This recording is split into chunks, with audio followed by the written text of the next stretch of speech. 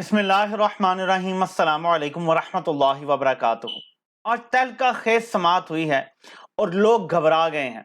घबराना बनता भी है। बहुत बड़ा खेल पकड़ा गया है। इनकी फुर्तियां इनके अपने गले पड़ गई हैं। सब बेनकाब होने जा रहा है। ये जो बंद कमरों में बैठ के अफलातून फैसले करते हैं और फिर व्हाट्सएप पे जो कुछ तय होता है वो फॉरवर्ड किया जाता है अपने मोहरों को, वो आज खुल के सामने आ गया।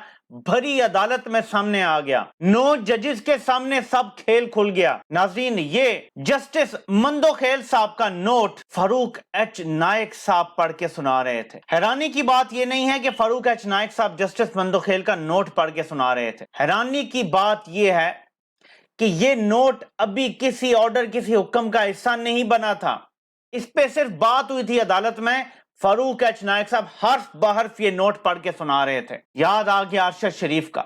वो कौन है जिसने ये नोट अदालती ऑर्डर का हिस्सा बनने से पहले फारूक एच नायक जो पीपल्स पार्टी के वकील हैं उन तक पहुंचाया, बल्कि वो पीडीएम के वकील हैं। मैच किस तरह फिक्स होते हैं ये पूरी कौम देख रही है। चीफ जस्टिस हैरान परेशान हो गए और इत्तलात ये है कि वो बहुत सख्त बरहम है इस हरकत पे। आप देखें जरा कि किस तरह सेम पेज पे कड़ियां मिल रही हैं। इस बेंच में मैं जैसे पहले कह चुका हूं, मरियम अगर ये कह सकती है कि 2 जज इमरान दार हैं, नाम लेके कह सकती है इसी बेंच के जजों का, तो हमें भी इजाजत दीजिए। हम कोई कमी कमीन है कि हम नहीं बोल सकते। इस बेंच में बैठे हुए 3 जजेस पे मुझे एतराज है। मैं भी नाम नहीं ले रहा उनके फैसलों पे, और मैं उनको अस्करी जज समझता हूं। और ये वो 2 जज नहीं है जो मरियम नवाज ने नाम लिया था, बल्कि ये और 3 जजेस हैं। ये अस्करी जजेस हैं। लेकिन तहरीक इंसाफ को भी एतराज नहीं उठाना चाहिए। इस सिस्टम को मजीद नंगा होने दें। आप जरा देखें, एक तरफ फारूक एच नायक साहब 2 जजेस पे एतराज उठाते हैं। जस्टिस अतर मिन अल्लाह उनका मशवरा यह है कि फुल कोर्ट हो जाए, इसमें सारे जजेस जो है सुप्रीम कोर्ट के शामिल हो जाएं, बड़ा बेंच बन जाए। अभी शायद 13 है तादाद, वैसे टोटल 15 होती है।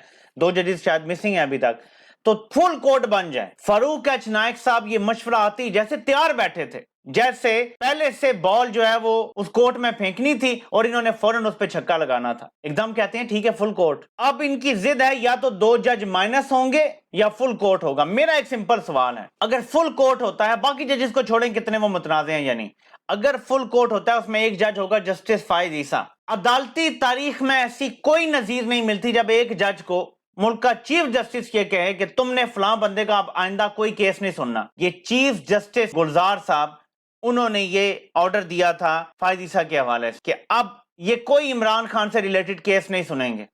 यहां पे इमरान खान सबसे मेजर पार्टी है क्योंकि उसकी हुकूमत 2 सूबों में खत्म हुई है। तो आप फुल बेंच बनाते हैं तो इमरान खान को तो सबसे ज्यादा एतराज इस जज पे होगा। इमरान खान के दौर में जिसको इंसानी हकूक की खिलाफ वर्जियां याद आ रही थी, तोते के घर पहुंच गया था, वो अरशद शरीफ की शहादत के बावजूद उनके घर नहीं गया। यह भी पाकिस्तान की अदालती तारीख में कभी ऐसा नहीं हुआ कि मुल्क में एक ऐसा शख्स चीफ जस्टिस बनने के ख्वाब देख रहा है जो खुलेआम चंद सियासी जमातों के साथ है। चंद सो कॉल जो रिपोर्टर और साफी हैं उनके साथ व्हाट्सएप ग्रुप में राब्ते में है। जो खत लिखता है वो पहले उन साफियों को पहुंचता है। तो आप फुल बेंच बनाएंगे तो इस पर एतराज नहीं होगा। सबको होगा, सबको सब नजर आ रहा है पीछे बैठ के। अब ये मैं अपना तज्जिया दे रहा हूं, ये किसी पे इल्जाम नहीं है। बंद कमरों में बैठ के ये नोट लिखा गया। डर्टी हैरी बॉस उसका, इन सब ने ये सारा कुछ अरेंजमेंट किया। सेम टाइम जज साहब को दिया गया, सेम टाइम पीडीएम को दिया गया। इसलिए जब जज साहब ने उसको ऑर्डर का हिस्सा बनाना था, अभी बना नहीं, साइन नहीं हुए, तो उसी टाइम क्योंकि सेम टाइम 2 व्हाट्सएप ग्रुपों में पहुंचा था तो वहां से नायक साहब को भी मिल गया। ये मेरा तज्जिया है अब इस सिचुएशन का। ये इतना बड़ा स्कैंडल है कि मंडे से पहले पहले जस्टिस मंदोखेल साहब को इस बेंच से अलग हो जाना चाहिए। ये इतना बड़ा स्कैंडल है, ये पाकिस्तान की अदालती तारीख का एक बड़ा स्कैंडल बनेगा।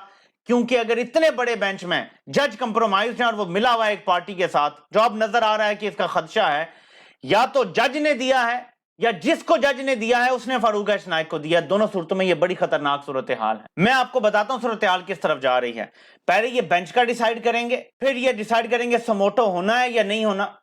और आप देखें कि इस बेंच में बैठा हुआ जज ये सवाल उठा रहा है कि समोटो कैसे हो, या असेंबली में मसला क्यों नहीं हल करते। कौन सी असेंबली में जो टूट चुकी है, और आइन वाज़ेह है कि असेंबली टूटने के बाद क्या होना है, उसके बावजूद आप कह रहे हैं कि असेंबली में मसला हल हो। अगर आइन की हिफाजत सुप्रीम कोर्ट ने नहीं करनी तो आप ये इतनी बड़ी बड़ी तनख्वाहें और मराद क्यों ले रहे हैं? आपका बुनियादी काम है आइन का तहफ़्फ़ुज़ करना, और आप कह रहे हैं कि आइन के तहफ़्फ़ुज़ के लिए हमने नहीं करना। आपको पता है कि क्या नोट में नुक्ते उठाए हैं कि जस्टिस एजाजुल एहसन और जस्टिस मज़ाहिर अकबर ने अपना नुक्ता नजर माइंड दे दिया है कि वो समझते हैं कि 90 दिन में इलेक्शन होने चाहिए, ये आइन कहता है। साथ चीफ जस्टिस को भी रगड़ दिया है कि चीफ जस्टिस ने भी ये जो समोटो का ऑर्डर दिया था, इसमें उन्होंने भी कह दिया कि 90 दिन में इलेक्शन होना आइन की मंशा है। ये बड़ा खतरनाक है। ये कहां लिखा है? आप मुझे आप बताएं, किसको मसला है पाकिस्तान में इलेक्शन से?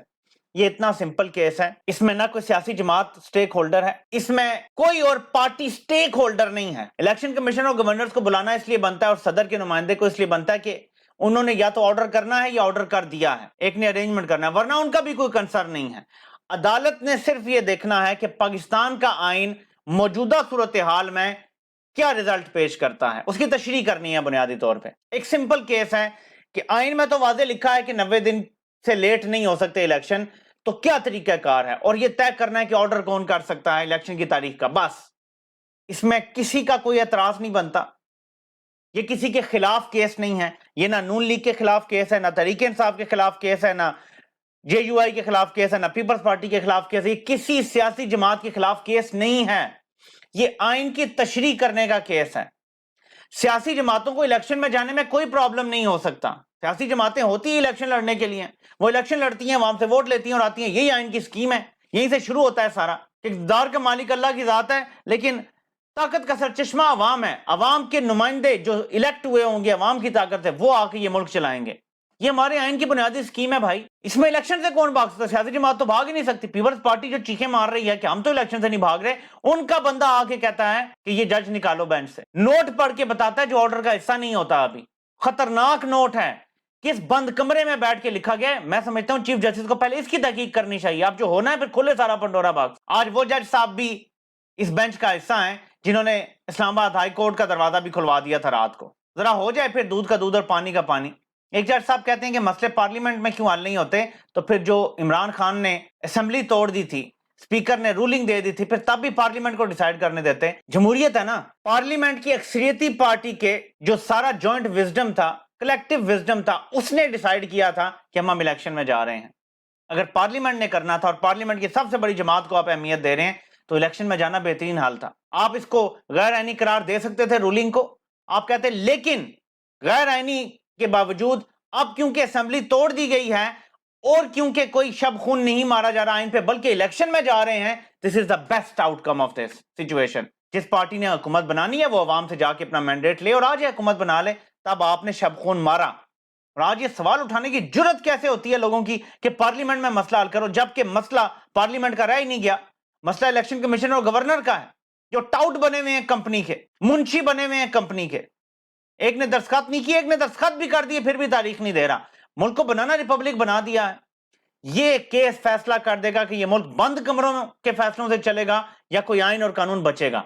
वरना इस केस के एंड पे या ये मुल्क बनाना रिपब्लिक ऑफिशियली डिक्लेयर हो जाएगा या फिर मुल्क में आइन बच जाएगा और अवाम को एक रे ऑफ होप नजर आना शुरू हो जाएगी। 90 दिन में इलेक्शन या असेंबलियों की बहाली, फैसला 6-7 दिन में हो जाएगा, ज्यादा देर नहीं लगेगी। मंडे को समाअत शुरू हो रही है बाकायदा। देखते हैं कि जजेस किस साइड पे खड़े होते हैं, कंपनी की साइड पे या आइन की साइड पे। तीसरी कोई साइड नहीं है, याद रखिएगा। एक आइन की साइड है, एक कंपनी सरकार की डर्टी हैरी की साइड है। बहुत आसान है आपके लिए जज करना कौन किस साइड पे खड़ा होगा। आपसे इंशाल्लाह फिर मुलाकात होती है। अल्लाह पाक आप सबका हामी नासिर हो। आप सबके सुनने का बहुत बहुत शुक्रिया।